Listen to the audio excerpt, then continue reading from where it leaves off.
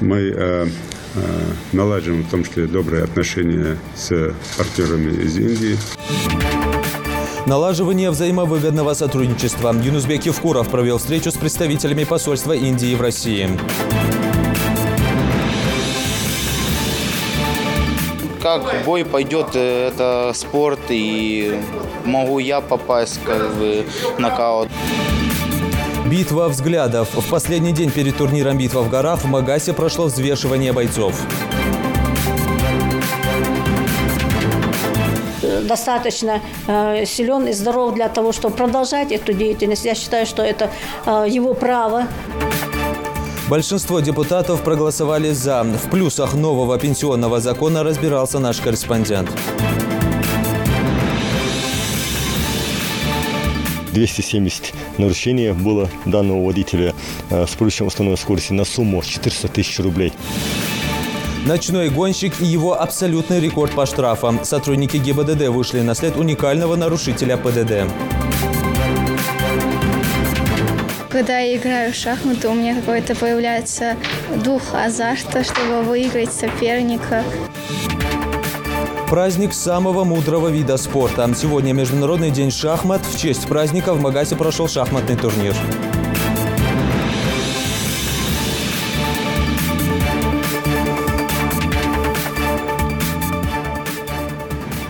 На канале Ингушетия Новости 24. Добрый вечер. Абсолютным большинством голосов депутаты Госдумы поддержали правительственный законопроект об изменениях в пенсионное законодательство. По сути, голосовали за базовые вещи касательно того, что пенсионный возраст нужно повышать на несколько лет. Кому, когда и насколько – все это станет предметом дискуссии не только в Думе, подключатся к этому и профсоюзы, и Общественная палата. Второе чтение, которому депутаты подготовят поправки, состоится осенью. Репортаж Амины Боковой. Почти единогласно поправки к пенсионному законодательству приняты Госдумой в первом чтении. 79 региональных парламентов сказали свое «да». Положительную оценку инициативе дали большинство профильных комитетов Госдумы. О том, что возраст выхода на пенсию в нашей стране собираются повышать, слышно из каждого утюга. А вот что из себя представляет законопроект и какие нюансы с ним связаны, мало кто представляет. Заритхан Плиева – одна из немногих, кто изучил все тонкости нового законодательства.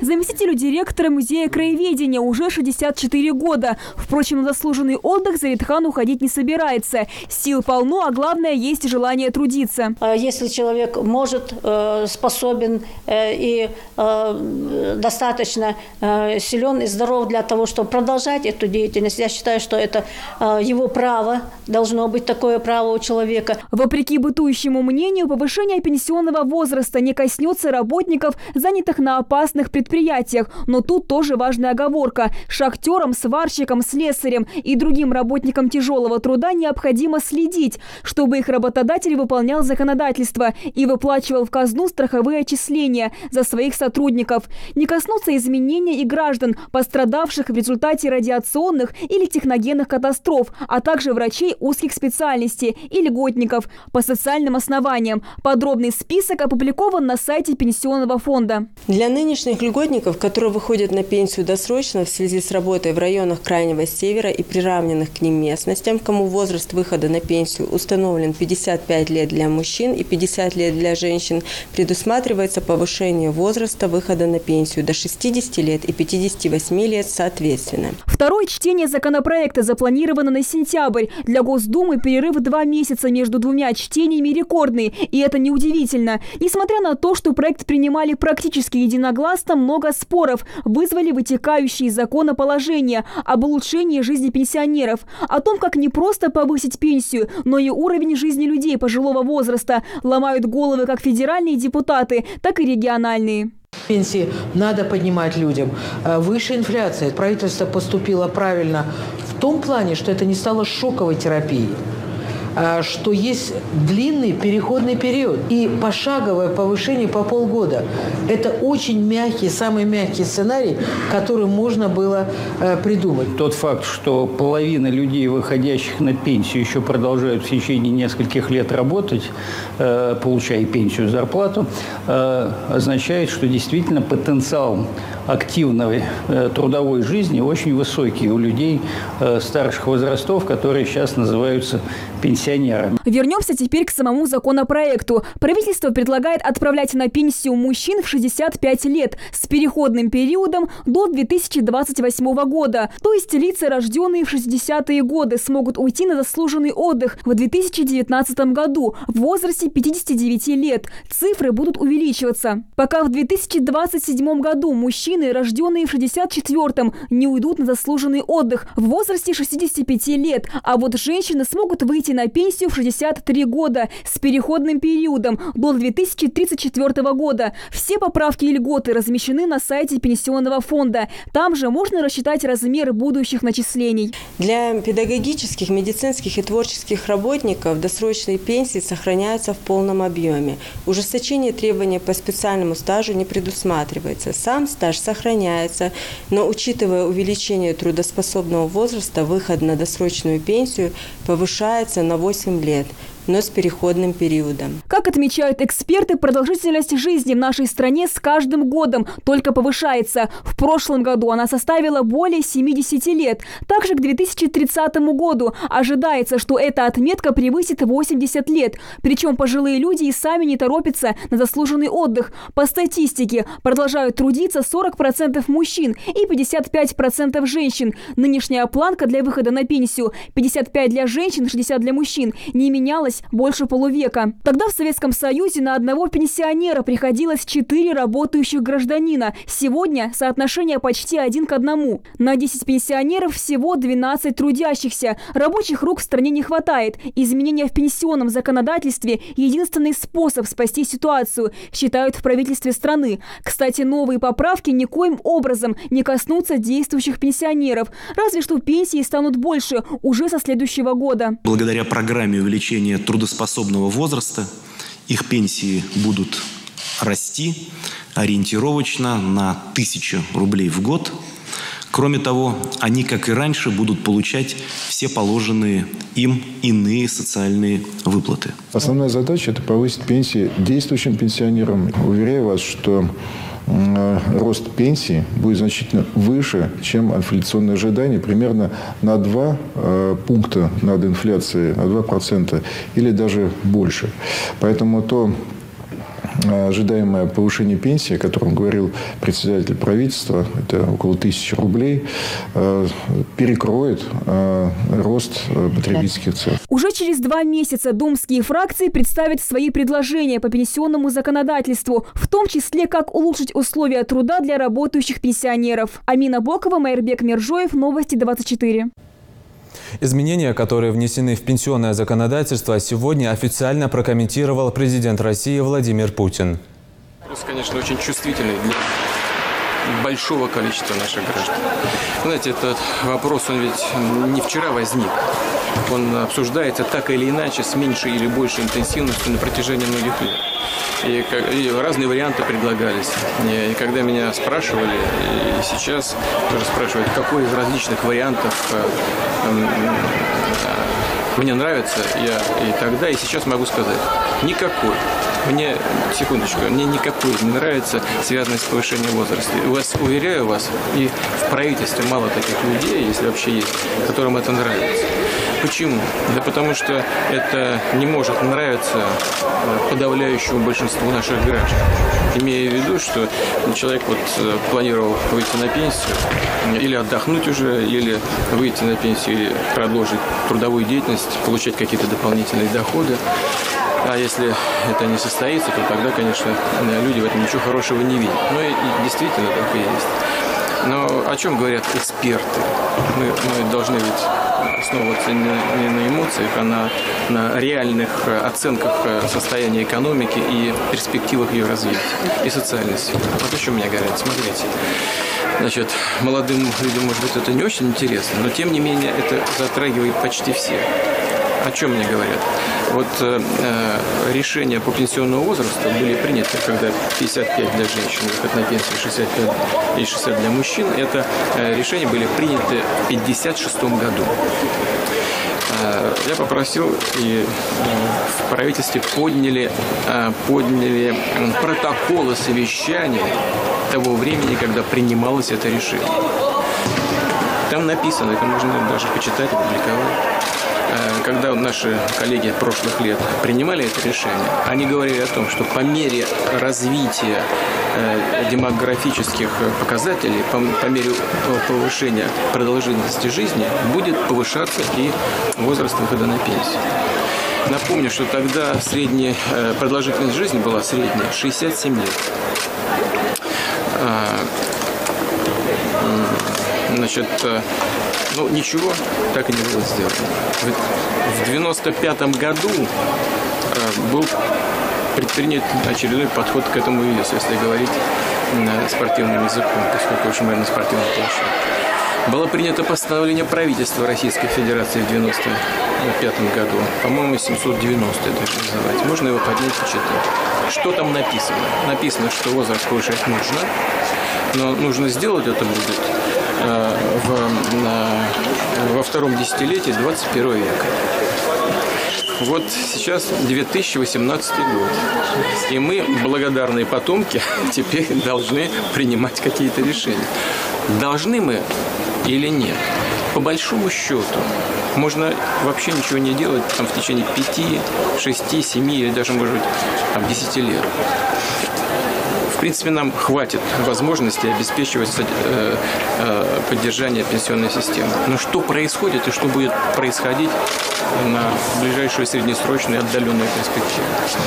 Вот смотрите, я говорил о среднем возрасте, ну, о средней продолжительности жизни в 1956 году, 67 лет. Сейчас у нас 73,5 средняя продолжительность жизни. В следующем году будет 74,3. Прогноз, а он, скорее всего, достаточно точный, говорит о том, что к моменту завершения вот этого переходного периода для мужчин, это 2028 год, как предлагает правительство, средняя продолжительность жизни у мужчин будет свыше 75 лет. Средняя продолжительность жизни женщин на момент завершения переходного периода для женщин, это 2034 год, будет свыше 85 лет. Что это означает на практике?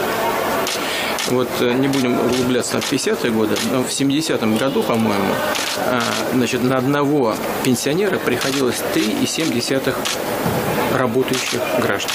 Ну, пусть вас не смущают десятые доли в отношении людей, это статистические данные.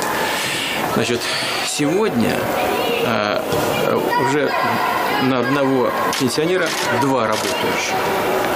То есть почти сократилось количество в 2 раза. Значит, ну, по-другому можно сказать, что на 5 пенсионеров приходится сегодня 6 работающих. И ситуация будет меняться не в пользу работающих, их количество будет сокращаться. И наступит момент довольно быстро, когда количество работающих сравняется с количеством неработающих и будет уменьшаться. И тогда либо пенсионная система лопнет, либо бюджет и резервные фонды, из которых мы сегодня финансируем дефицит пенсионной системы, либо это лопнет. Поэтому, конечно, сегодня у нас много проблем в экономике, но она стабильная, она развивается. И в целом есть большой запас прочности. И если думать не о сегодняшнем дне, а о дне завтрашнем, то, конечно, нужно иметь в виду все эти обстоятельства. Кстати говоря, вот, даже к 2030 году, это прогнозные данные, ну, хорошо, достаточно просчитанные, время жизни после выхода на пенсию для мужчин будет свыше 15 лет, для женщин свыше 24. Вы знаете, как-то грустно говорить о таких вещах, но когда принимаются решения такого масштаба и такие чувствительные для людей, нужно оперировать вот конкретными вещами и реальными профессиональными прогнозами.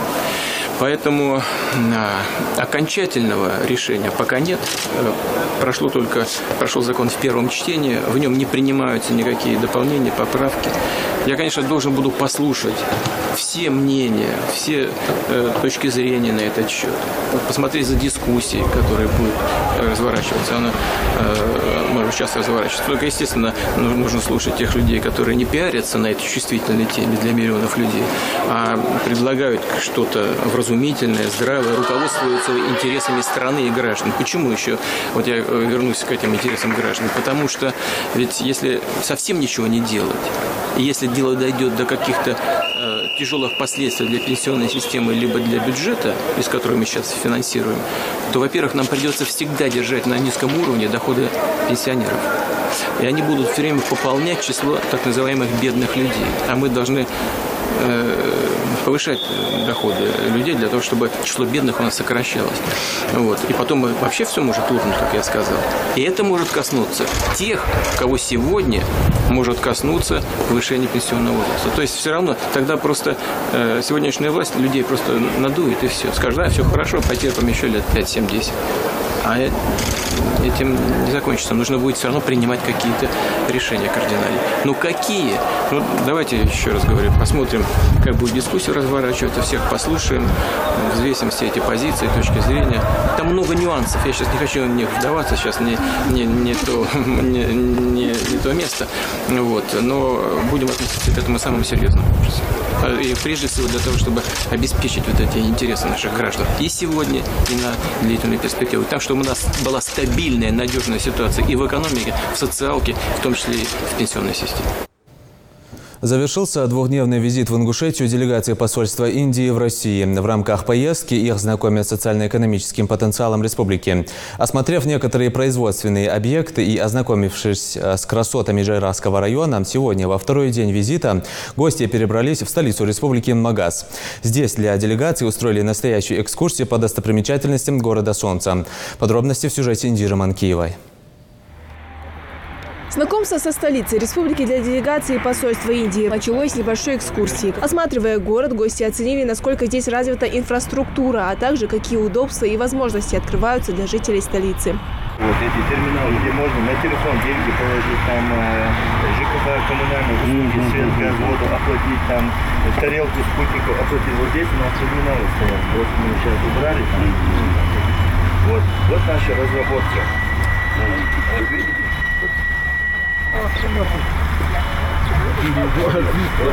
Больше всего делегацию посольства впечатлили суперсовременные остановки. Глава города рассказал о том, что подобных остановок нет даже в корейском Сеуле. И это не могло не удивить гостей. Даже если буду в Индии находиться, в Америке, неважно, со своего мобильного телефона могу камеры смотреть по всему городу. Захожу и вижу, кто в остановке сейчас в данный момент зайти, там посмотреть, да, вот камеры вижу. Плюс они все имеют исторические названия. Вот Зузуки – это наши далекие предки. Вот сообщение пришло. Вот.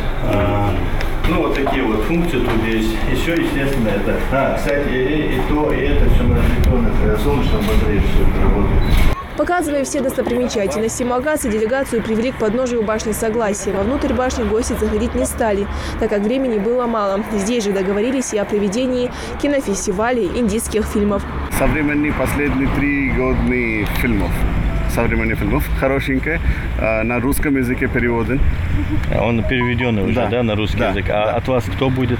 Один человек от нашего культурного центра он будет. Далее встреча с директором ИНГУ Арсамаком Мартазановым, представителем посольства Индии в России, провели небольшую экскурсию по корпусу. Также гости посетили инжиниринговый центр, где студенты проводят опыты и учатся разрабатывать инжиниринговые методы. Среди аргон как раз мы используем аргон, газ, инертный газ. Ну там можно и гелий, и аргон, электроды. Соответствующего материала все пойдет. После обхода университета в актовом зале организовали короткое совещание, на котором обсудили достижения и возможности вуза в различных направлениях. Этот прибор позволяет воде определять катионы, анионы, все составы. И кроме того, мы его сейчас перепрофилировали для частоты фуллеренов. Фуллерены C60, C70, частоты, высокой частоты, вот как раз для анализа этих фуллеренов. Мы его сейчас перепрофилировали. По итогам совещания было принято решение о заключении договоренности о научном взаимодействии Индии и Ингушетии. Помимо обмена студентов, также будет организован обмен преподавателями. благодарить ректору, чтобы он показал нас, и господину министру, чтобы они показали нас это все здания и кафедры и так далее. Мы обсуждали, очень хорошие перспективы есть, мы обсуждали на разных направлениях. Это научное сотрудничество и обучение Индии, обмен профессоров. И господин ректор тоже сказал, что возможности есть, что индийские студенты тоже поступают здесь в Ингушетийский университет. Так, очень хорошие на образование направления, очень хорошие возможности есть. Мы от посольства Индии, мы, конечно, будем поддерживать это все инициативы, которые мы обсуждали. И надеемся, что очень хорошее сотрудничество будет. Что нам вот, честно говоря, я единственное, что могу сказать, это, на мой взгляд, очень продуктивная встреча была. Я думаю, Арсамак Магомедович скажет более подробно. Вот 3 направления, о которых договорились. Мы рады принимать у себя делегацию из Индии. И я надеюсь, что наш сегодняшний разговор даст позитивный результат. И мы договорились о сотрудничестве по направлениям подготовки специалистов. В первую очередь направление лечебное дело. Далее мы хотим сотрудничать в научных разработках. Наши разработки заинтересовали их, особенно по фуллеренному производству. И я надеюсь, что эти разработки будут носить прикладной характер и будут востребованы. И соответствующим образом они дадут нам возможности выйти на международный уровень уже. Далее делегация отправляется в Али-Юрт на завод по изготовлению алюминиевых профилей. Гостям из Индии провели экскурсию и продемонстрировали всю мощность предприятия и показали уже готовый продукт. Заготовка на все каналы. Но это теоретический расчет идет на длину. И вот на всю длину нашего мерного стола рассчитывается длина заготовки. Она может плавать в зависимости от конфигурации профиля, от веса погодного метра. Можно смело сказать, что визит индийского посла в России в Ингушетии выдался насыщенным, а насколько плодотворным покажет время и реализованные проекты. Индира Манкиева, Рахман Цуров, Новости 24. А уже в администрации главы Ингушетии в Магасе прошла встреча Юнузбека Евкурова с представителями посольства Индии в России во главе с полномочным министром в ранге посла Гангадхарана Баласубраманианом, прибывшим в регион с рабочим визитом. В ходе встречи стороны обсудили вопросы, касающиеся торгово-экономического и культурного сотрудничества.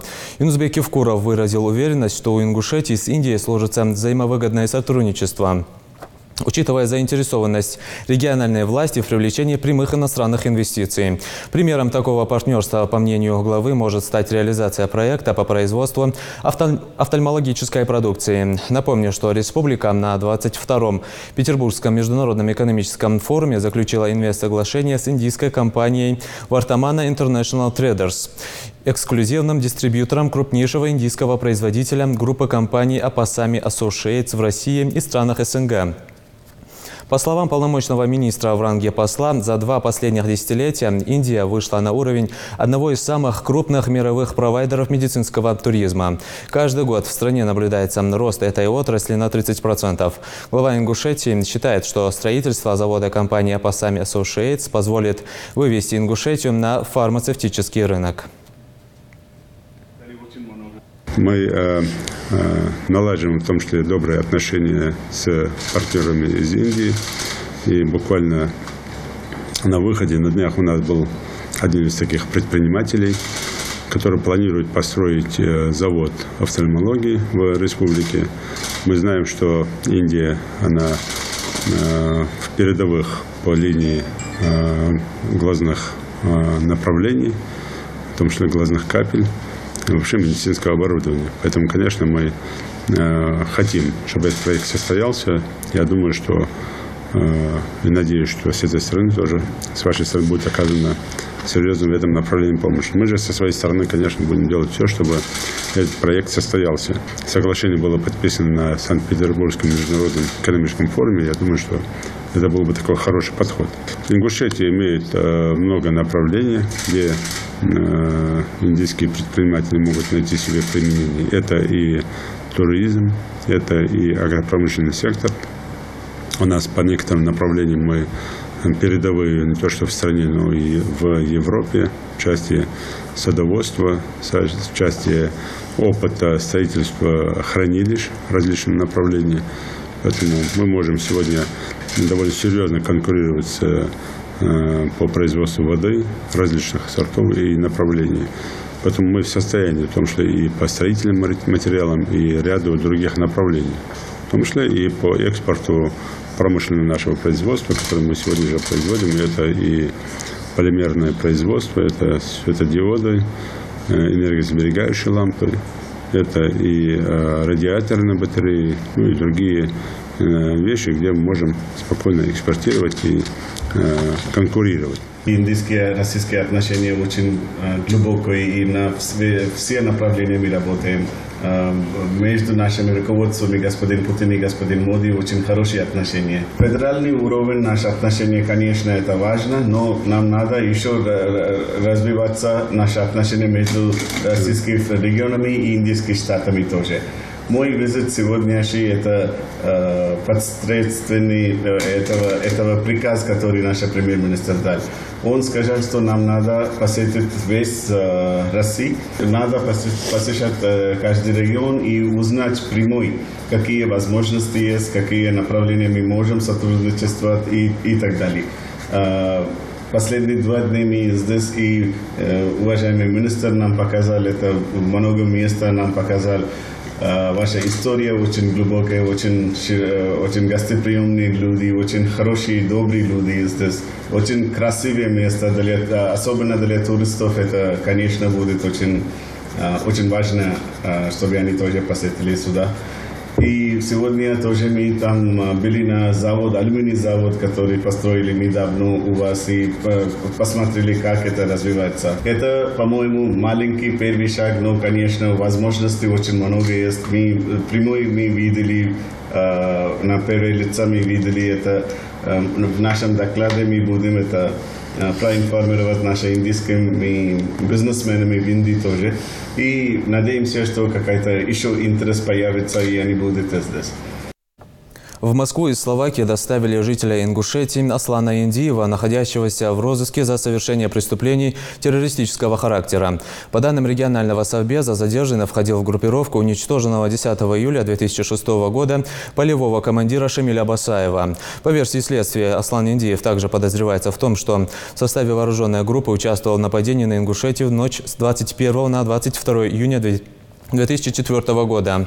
Напомню, что в ту ночь бандформирования под руководством Басаева совершили вооруженное нападение на республику, в результате которого в течение нескольких часов целенаправленно убивали сотрудников силовых структур и гражданских лиц. Террористическая атака была совершена накануне Общероссийского дня памяти и скорби, знаменующего годовщину вторжения фашистских войск на территорию Советского Союза.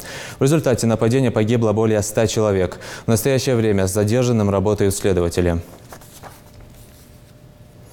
Уже завтра состоится одно из самых ожидаемых спортивных событий этого лета – ежегодный турнир по смешанным боевым единоборствам M1 Challenge «Битва в горах». В этом году он обещает стать не менее зрелищным, чем в предыдущие годы.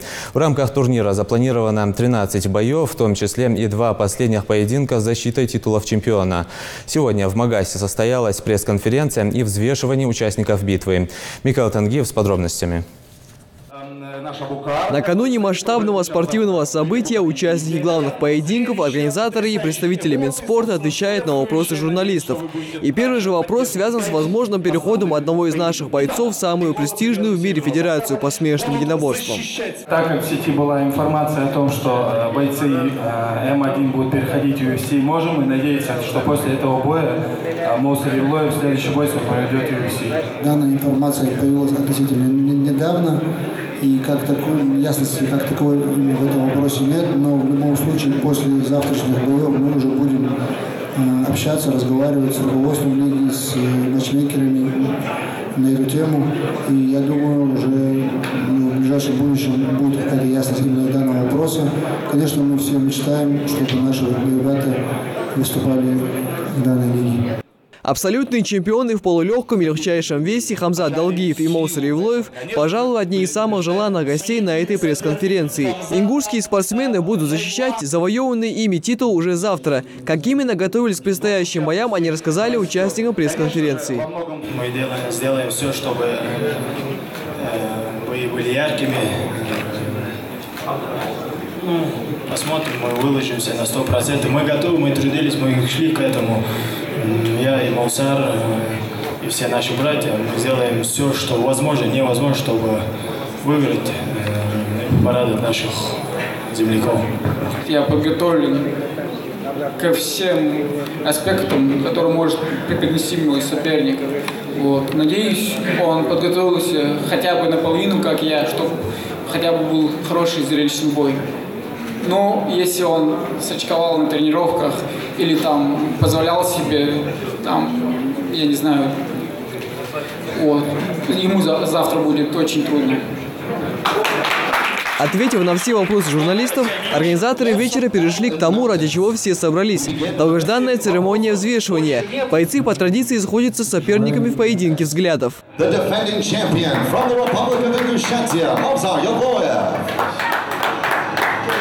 Участникам необходимо уложиться в нужный вес и показать, что они в отличной физической форме. К тому же битва взглядов – это психологическая проверка для спортсменов. И, как оказалось, не все к ней готовы. Соперник Хамзата Далгиева Нейт Ландвер отказался выйти к своему оппоненту, поэтому наш боец прошел церемонию один.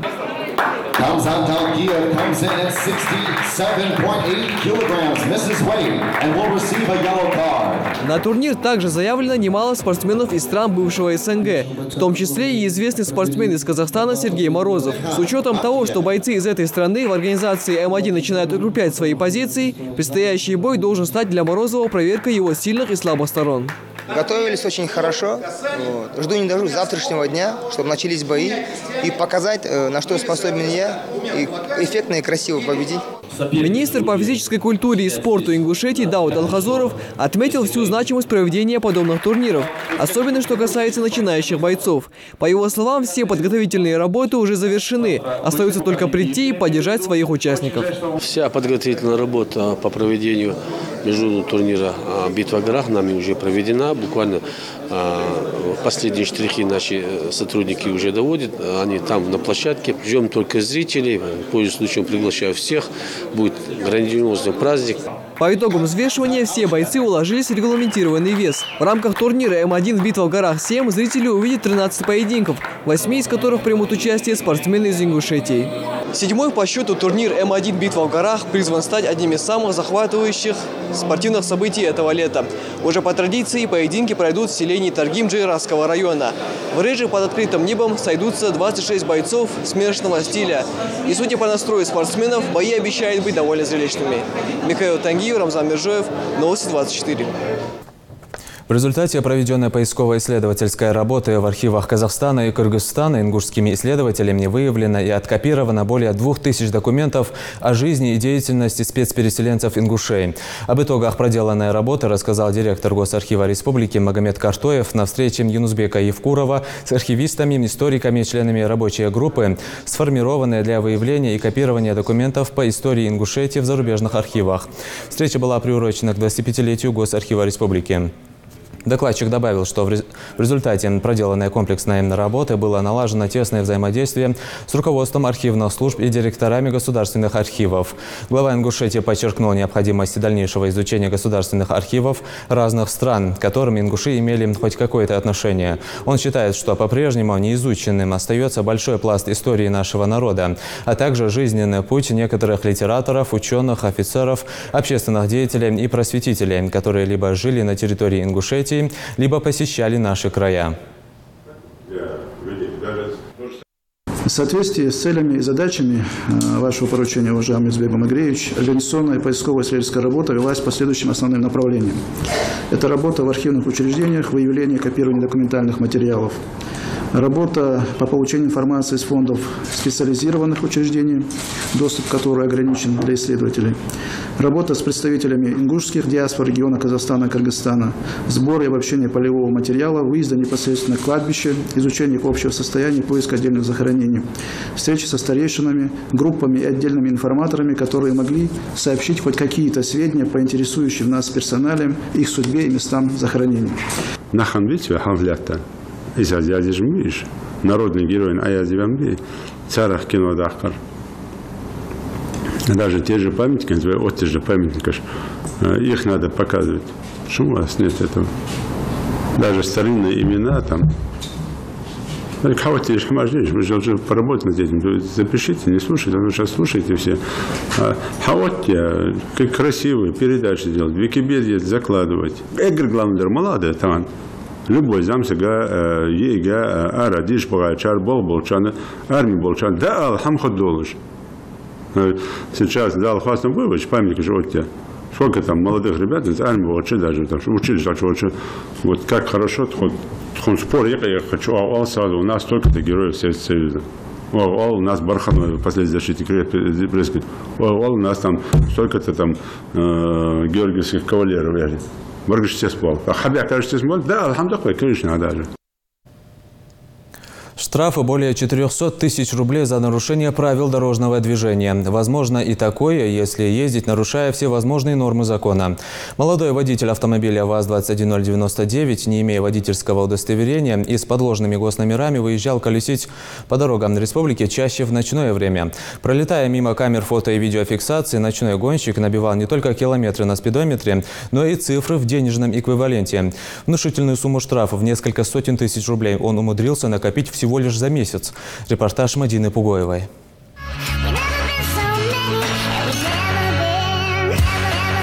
Адреналин, скорости и десяток нарушений правил дорожного движения. Так черная 99-я рассекает по улицам города в знаменитой компьютерной игре. Однако подобный сценарий оказался вполне реальным и для водителя той же модели авто в Ингушетии. 20-летний юноша побил все рекорды злостных нарушителей. За месяц камеры фото- и видеофиксации зарегистрировали больше 200 подобных фактов. 270 нарушений было данного водителя с превышением установленной скорости на сумму 400 тысяч рублей. Вот. Мы задержали эту данную машину, доставили на штрафстоянку. Сейчас составили все необходимые материалы, административные материалы отношения данного водителя. Водитель 99-й неоднократно превышал скорость. Более того, за руль авто он садился, не имея прав на управление транспортным средством, на котором, кстати, были установлены поддельные госрегистрационные знаки. Помимо внушительного штрафа за нарушение скоростного режима, молодому человеку предстоит понести наказание из-за неподчинения законному требованию сотрудника полиции остановиться. Подобным образом повел себя и водитель серой девятки.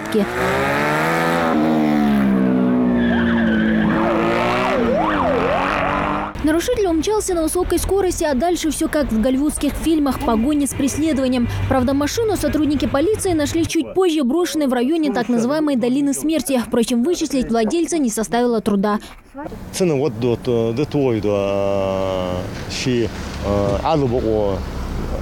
عدل سوسيال ماشي سوسيال أبو خلاص دوا مدير أتمنى ماتيريال دتسنا ناهو تحت نرشين جتسن دي أنا كيختي دوا شيء ماشي سخا كلا فباي ذا نبغى هتيش ده بس تحت نرشين جتسن. Такие водители и есть одна из самых распространенных причин детского травматизма и смертности. С начала года в республике зарегистрировано 16 дорожно-транспортных происшествий с наездом на детей. Еще двоих несовершеннолетних машина сбила накануне в сельском поселении Ачулки. Водитель сам, житель сельского поселения Средней Ачулки, превысил установленную скорость в зоне видимости пешеходного перехода, сбил двух несовершеннолетних детей. Дети переходили в зоне видимости пешеходного перехода. В числе злостных нарушителей молодые люди от 16 и до 25 лет, которые чаще всего управляют чужим автомобилем без каких-либо прав. Виной тому родители и отсутствие контроля с их стороны, уверены полицейские. нарушители молодые бы там где на лахтере хатре венягов нислар, а за кегинау бы 90-го года рождения кегинау бы 95-го года рождения бы 98-го года рождения бы сан ханхин дахтазе машин шивади хана маша лилы вы фасад ирендалс мшводи оздове дерги республики хагуз наллах шо хатриш вы цагар дизла долцадер бахандулш дейцагар бахандулш. Впрочем, внушительного штрафа, а возможно и уголовной ответственности можно избежать, если нарушения ПДД будут происходить не в реальной жизни, а в компьютерной игре, где им и место. Мадина Пугоева, Рамазан Миржоев, Новости 24. Госдума приняла закон о выведении движимого имущества юрлиц из-под налогообложения. Это положение было ранее оформлено в качестве поправки правительства России к законопроекту, уточняющему порядок налогообложения контролируемых сделок. Принятый в окончательном чтении закон также продлевает мораторий на создание новых консолидированных групп налогоплательщиков и присоединение новых участников к уже существующим группам. Кроме того, ограничивает применение пониженных налоговых ставок по налогу на прибыль организации, которая зачисляется в бюджеты регионов – 12,5% вместо 13,5%. Пониженные ставки могут применяться до 1 января 2022 года. При этом они могут быть повышены республиканскими законами на налоговые периоды 2019-2021 годов. В миграционной службе прошло заседание с участием представителей иностранных диаспор, Миннаца, Управления по делам религии при главе Ингушетии, Совбеза и ФСБ. Обсудили вопросы миграции и то, что необходимо напоминать о соблюдении миграционного законодательства иностранным гражданам, поскольку эта проблема в регионе довольно актуальная. Актуальные моменты фиктивной постановки и регистрационного учета на территории республики. Также у нас вопрос возникает по сложившейся ситуации, так как суды у нас выносят почему-то, скажем так, лояльные решения по иностранцам в части их выдворения. То есть суды принимают решения, контролируемый самостоятельный выезд. Они с успехом его не исполняют и гуляют по всей территории. Хотелось бы обратить внимание на выявление данной категории граждан и привлечение к повторной ответственности, либо со стороны правоохранительных органов и выдворение их уже с помещения. Вакцинацию от пневмококковой инфекции для людей старше 55 лет введут в 2020 году. Эта инфекция, как пояснили авторы законопроекта, является основной причиной заболевания пневмонией у пожилых граждан. Вакцинация будет включена в национальный календарь профилактических прививок в 2020 году. В ноябре 2017 года в Минздраве сообщили, что ведомство планирует включить с 2020 года в национальный календарь профилактических прививок вакцинацию от ротовирусной инфекции и ветряной оспы. Сейчас календарь включает в себя вакцинации против 13 инфекций. Это вирусный гепатит Б, грипп, дифтерия, коклюш, корь, краснуха, полиомиелит, столбняк, туберкулез, эпидемический паротит и другие.